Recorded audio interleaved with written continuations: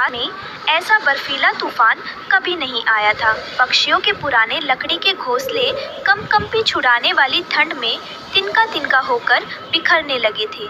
हर तरफ सिर्फ एक ही सवाल गूंज रहा था, इस तूफान से जिंदा कैसे बचे। हे भगवान, ये कैसी आफत है। मेरे बच्चों के पंख ठंड से जम रहे हैं। हमारे लकड़ी के घर इस तूफान के सामने टिक नहीं पा रहे हैं।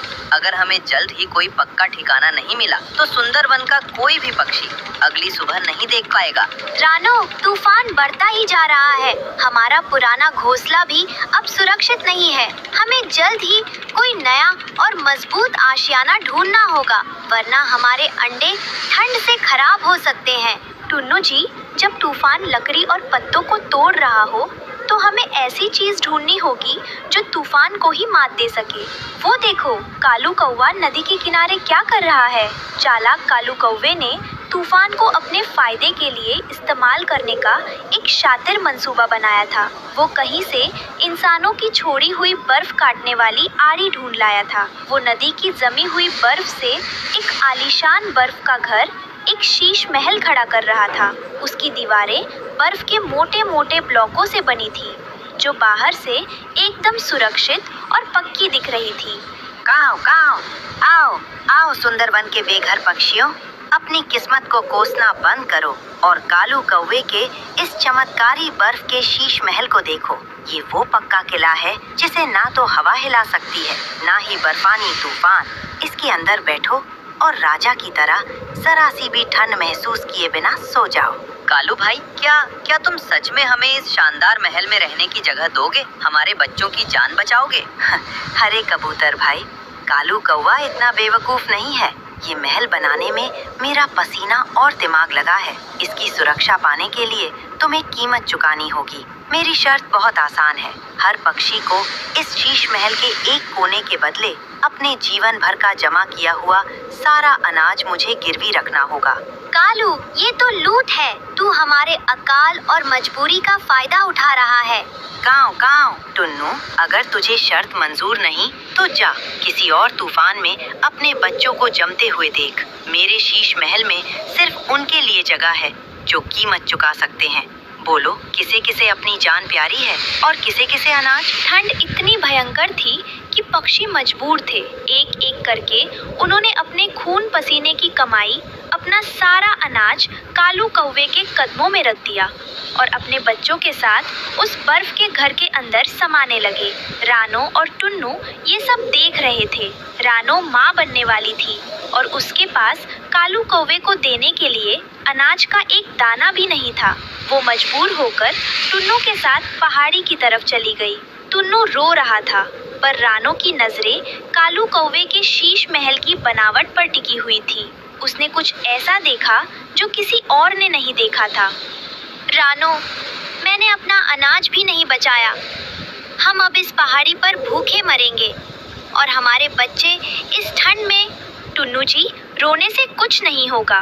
कालू कौवा धोखेबाज है।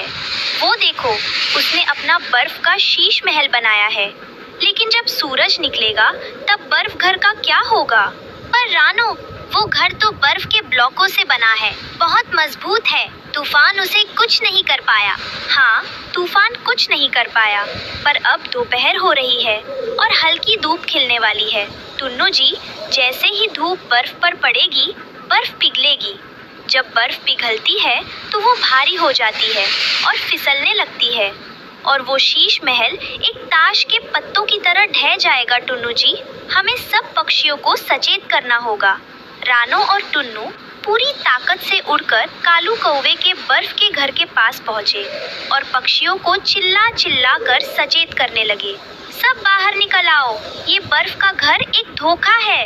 हल्की धूप खिलते ही बर्फ पिघलेगी और ये घर तुम सब पर गिर जाएगा। अपनी जान बचाओ, बाहर निकल आओ।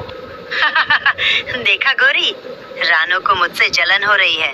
वो चाहती है कि तुम सब इस पक्के घर को छोड़ दो और पहाड़ी पर जाकर ठंड में मर जाओ। वो बस एक गरीब चिड़िया है जिसे मेरा शीश महल नहीं मिल पाया।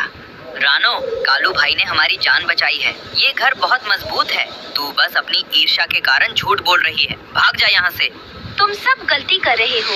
मैं अपनी ईर्ष्या नहीं, अपने बच्चों और तुम्हारी जान बचाने आई हूँ। जब कुदरत अपना न्याय करती है तो ऐसे नकली शीश महल पिघल जाते हैं। कोई भी रानो की बात नहीं सुनता। रानो और टुन्नू बेबसी से वापस पहाड़ी की तरफ चले जाते हैं। दोपहर हो गई, आसमान साफ हुआ और बर्फानी हवाओं की जगह हल्की मीठी धूप खिल उठी। तोता, कबूतर, बुलबुल और अन्य पक्षी बर्फ के घर के अंदर आराम से सो रहे थे, पर रानो और टुन्नू की नजरें शीश महल पर टिकी थी। तभी रानो की भविष्यवाणी सच होने लगी। अरे ये छत से पानी कहाँ से टपक रहा है और ये घर इतना जोर जोर से क्यों हिल रहा है? रानो सही थी कालू, छत पिघल रही है, पेड़ टूट रहा है, हमें बाहर निकलना होगा।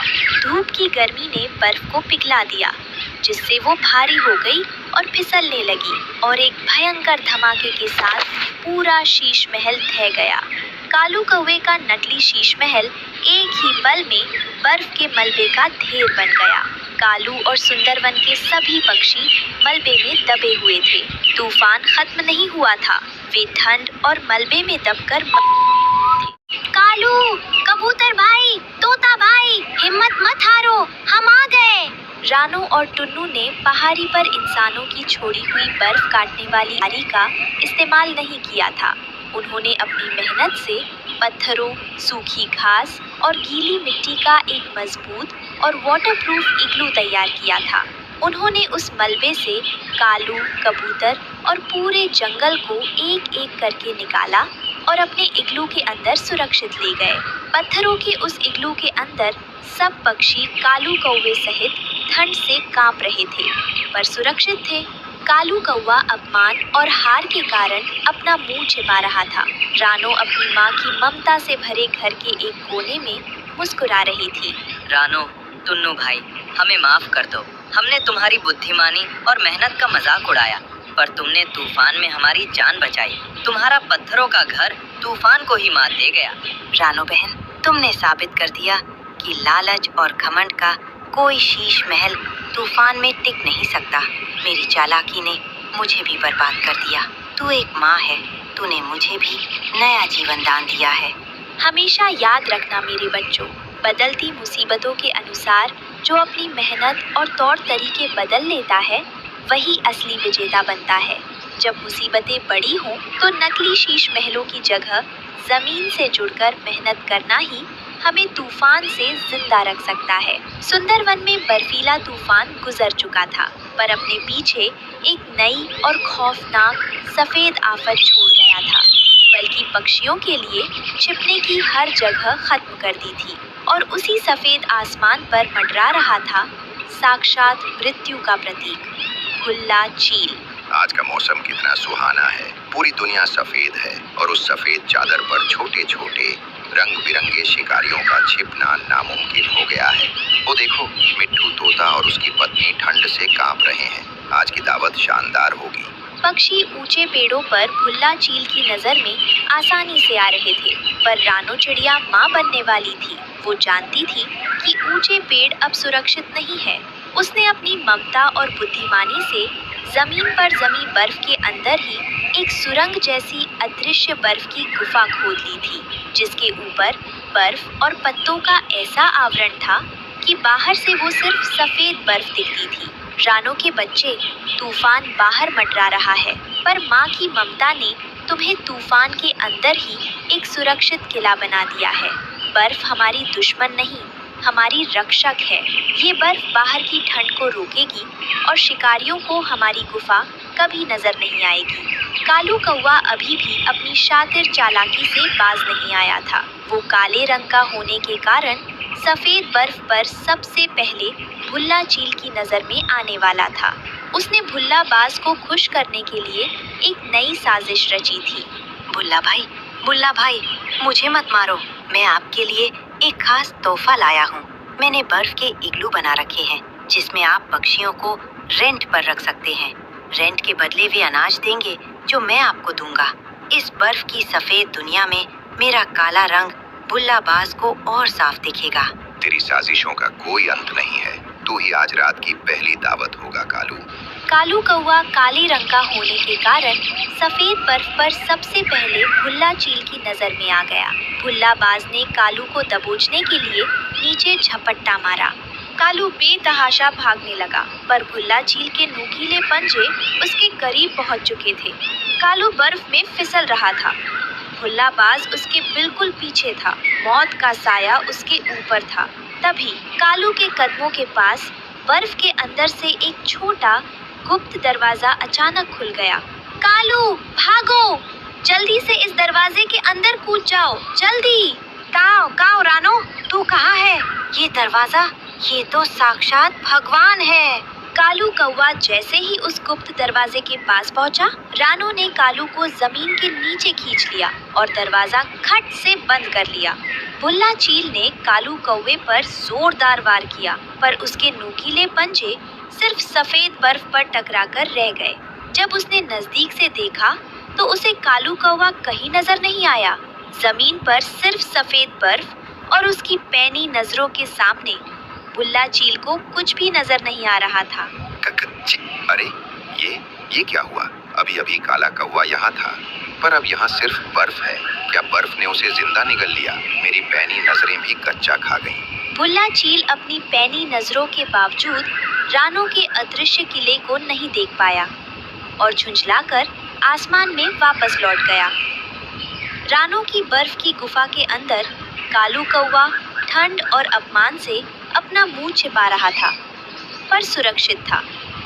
मिट्ठू तोता, बूढ़ा कबूतर और पूरे सुंदरवन के पक्षी रानो के इस अदृश्य किले के अंदर महफूज बैठकर मुस्कुरा रहे थे। रानो अपनी ममता से भरे घर के एक कोने में मुस्कुरा रही थी। काओ काओ रानो बहन, तुमने साबित कर दिया कि रेंट पर नकली इग्लू देने वाले घर भुल्लाबाज के सामने नहीं टिक सकते। मेरी चालाकी ने मुझे भी बर्बाद कर दिया। तू एक माँ है, तूने मुझे भी नया जीवन दान दिया है। रानो, हमें माफ कर दो। हमने तूफान में तुम्हारी बुद्धिमानी और मेहनत का मजाक उड़ाया, पर तूने भुल्लाबाज के सामने अपनी जबरदस्त सूझबूझ और ममता से पूरे जंगल की जान बचाई। हमेशा याद